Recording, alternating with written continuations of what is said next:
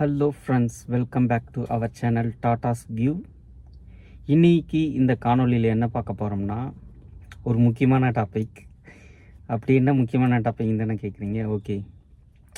So first ஒரு சின்ன குட்டி கதையோடு நான் ஆரம்பிக்கிறேன். அதுக்கப்புறம் மற்ற டீட்டெயிலை பார்க்கலாம். குட்டி கதை என்னன்னு தானே கேட்குறீங்க? நான் ஸ்கூல் படிச்சுன்னு இருக்க சொல்ல பார்த்தீங்கன்னா ஹாஸ்டலில் தங்கியிருந்தேன், கவர்மெண்ட் ஹாஸ்டலில். அப்போ ஒரு நல்ல சுவையான உணவு கிடைக்குன்னா யாருக்கு தான் விருப்பம் இருக்காது. ஸோ என் கூட படித்த பசங்க, அதாவது கூட படித்தல, கூட ஹாஸ்டலில் இருந்த பசங்க, ஒரு சில பசங்க ஒரு திருமணத்துக்காக சாப்பிட போனாங்க. என்னையும் கூப்பிட்டாங்க. சரி நானும் போகலாம் சொல்லிட்டு போயிட்டு அந்த பந்தியில் உட்காந்து சாப்பிட்ற நேரத்துக்கு நீங்களாம் யார் எதுக்கு வந்திருக்கீங்கன்னு திடீர்னு திருமணத்துக்கு அந்த அந்த திருமணத்தில் ஆர்கனைஸ் பண்ணவங்க கேட்டாங்க. ரொம்ப கஷ்டமாயிடுச்சு. அட்லீஸ்ட் சாப்பிட்டு போக சொல்லியிருக்கலாம், ஆனால் அது சொல்லவே இல்லை அவங்க. அதுக்கப்புறம் நான் அங்கேருந்து வந்துட்டேன். ரொம்ப கஷ்டம். அதுக்கப்புறம் நான் எந்த ஒரு தெரியாத மேரேஜ்லேயும் போயிட்டு நான் ஐ மீன் சாப்பிட்றது கிடையாது.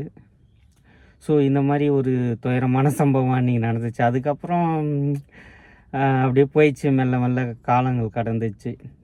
இதில் என்னென்னா நான் சொல்ல வரேன்னா, ஃபுட்டு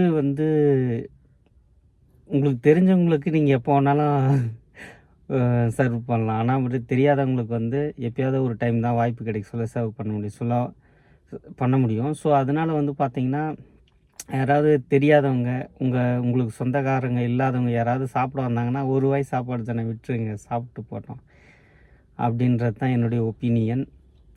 சரி, ஓகே. சரி, இந்த குட்டி கதை நான் எதுக்கு சொன்னேன்னு தானே கேட்குறீங்க? ஆமாங்க.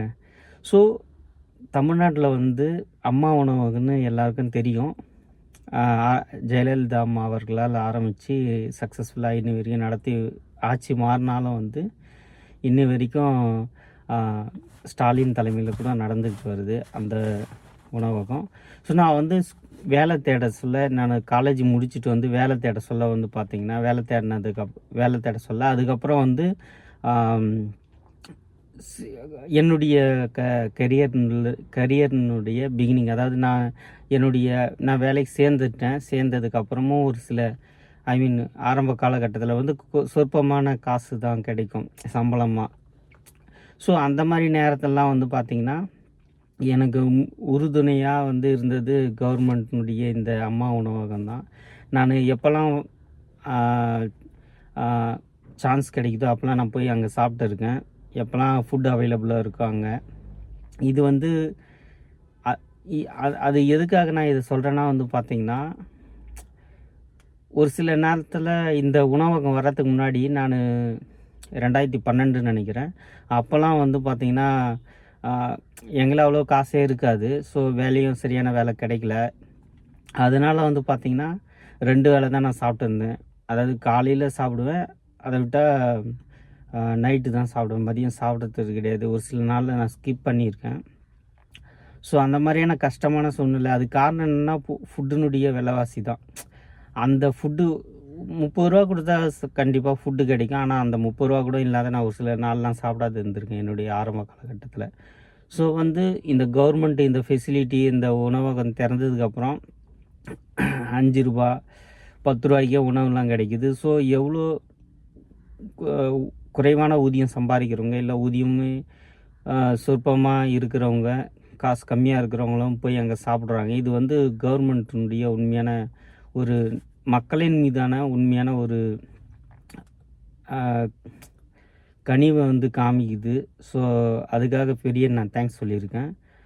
அதுக்கப்புறம் பார்த்திங்கன்னா, இதை இன்ஸ்பிரேஷனாக எடுத்து ஆந்திரா, கர்நாடகா, இன்னும் ஒரு சில மாநிலத்தில் கூட இந்த உணவகம் ஸ்டார்ட் பண்ணியிருக்காங்க. ஸோ இப்போ நம்ம இன்றைக்கி 2024, 2012 பாருங்கள், 24, அதுக்கப்புறம் இப்போ 24 இருக்கும். ஸோ இப்போதைக்கு எனக்கு உணவு சாப்பிட்றதுக்கான ஒரு அந்தளவுக்கு ப்ராப்ளம் இல்லை. பட் இருந்தாலும் நான் பழசெல்லாம் மறக்காத பார்த்திங்கன்னா, எப்போனாவது வாய்ப்பு கிடைச்சா நான் போய் அங்கே ட்ரை பண்ணுவேன். ஸோ அப்படி தான் லாஸ்ட் வீக் நான் கொஞ்சம் நம்ம ஒரு பிளேஸ்க்கு விசிட் பண்ண போயிருந்தோம். அப்போ வந்து பார்த்திங்கன்னா இந்திரா கேன்டீன் இருந்துச்சு அந்த நியர்பை மெட்ரோ ஸ்டேஷன் பக்கத்தில். ஸோ அன்றைக்கி வந்து போயிட்டு நான் 10 ரூபி கொடுத்துட்டு சாம்பார் சாதம் வந்து சாப்பிட்டு வந்தேன். எனக்கு பிடிச்சிருந்துச்சி. ஸோ வந்து எளிய மக்களின் மீது எந்த ஒரு அரசாங்கமாக இருந்தாலும் சரிங்க, அவங்க எந்த ஒரு அரசாங்கமாக இருந்தாலும் எளிய மக்களின் மீது கருணை கொண்டு இந்த மாதிரி ஒரு நல்ல திட்டங்களை கொண்டுன்னு வர சொல்ல, அது உண்மையிலேயே வந்து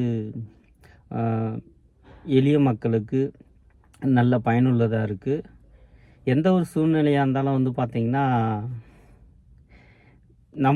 நான் எதுக்காக போய் சாப்பிட்றேன்னு தானே கேட்குறீங்க இப்போ. ஸோ முன்னாடி வந்து நான் சாப்பிட்டேன். அப்போ வந்து கொஞ்சம் ப்ராப்ளம் வந்துச்சு. இப்போ ஏன் சாப்பிட்றேன்னு, எப்பயுமே வந்து நம்ம எளிய மக்களாக கூட நம்ம வந்து கனெக்டடாக இருக்கணும். அந்த ஒரு காரணத்துக்காக தான் வந்து நான் எப்போனா வாய்ப்பு கிடைக்க சொல்ல போயிட்டு இந்த மாதிரி உணவகங்கள்லேயும் நானும் ஒரு சராசரி மனிதனாக, எளிய மனிதனாக வந்து சாப்பிட்டு அவங்களுடைய மனநிலையை வந்து உணர்ந்துக்குவேன். ஸோ இந்த மாதிரியான ஒரு சூழ்நிலை இருக்குது. இந்த மாதிரி நம்ம முதல்வர்கள் வந்து எளிய மக்களுக்காக செயல்படுத்துகிற இந்த மாதிரியான திட்டங்கள் அவங்க இருந்தாலும் இல்லைனாலும் வந்து மக்களுக்கு வந்து பயனுள்ளதாக இருக்கிறத நினச்சி நான் ரொம்ப பெருமைப்படுறேன். இப்போ வந்து ஜெயலலிதா அம்மா அவர்கள் வந்து இல்லை, அதேமாரி இந்திரா காந்தி அம்மா அவர்களும் இல்லை. பட் இருந்தாலும் வந்து அவர்களுடைய பேரால் வந்து இந்த உணவகங்கள்லாம் நடத்தி இதனால் பல லட்சக்கணக்கான கோடிக்கணக்கான மக்கள்கள் வந்து பயன்படுறது உண்மையிலேயே வந்து ஒரு மகிழ்ச்சியாக தான் இருக்குது. இது அவங்களோட நினைவாக வந்து இன்னும் மக்கள் வந்து பயன்படுறாங்க. அவங்களால் கொண்டு வரப்பட்ட திட்டங்களை வச்சு பயன்படுறாங்க. இது உண்மையிலேயே நல்ல திட்டங்கள் தான். பெண்மைக்கு உண்டான பல்வேறு குணாதிசயங்கள் உண்டு. அதில் வந்து பார்த்திங்கன்னா இந்த கருணை, மற்றவர்களுக்கு உணவளிக்கணும், இந்த எளிய மக்கள் மீது அன்பு செலுத்துறது, இதெல்லாம் வந்து முக்கியமான குணங்கள். அதனுடைய எடுத்துக்காட்டாக தான் வந்து பார்த்திங்கன்னா வந்து இந்த உணவகங்கள் செயல்படுத்த நான் நினைக்கிறேன். பெண்மையை போற்றுவோம் எப்பொழுதும். தேங்க்ஸ் ஃபார் வாட்சிங். இந்த காணொலியை பார்த்ததுக்கு மிக்க நன்றி. இந்த காணொலி உங்களுக்கு பிடிச்சிருந்தா ஒரு லைக் ஒன்று பண்ணுங்கள். மேலும் உங்கள் ஃப்ரெண்ட்ஸ் அண்ட் ரிலேட்டிவ் ஷேர் பண்ணி பார்க்க சொல்லுங்கள். நம்ம சேனலை இன்னும் சப்ஸ்கிரைப் பண்ணலாம், சப்ஸ்கிரைப் பண்ணுங்கள். தேங்க்ஸ் ஃபார் வாட்சிங். Take care.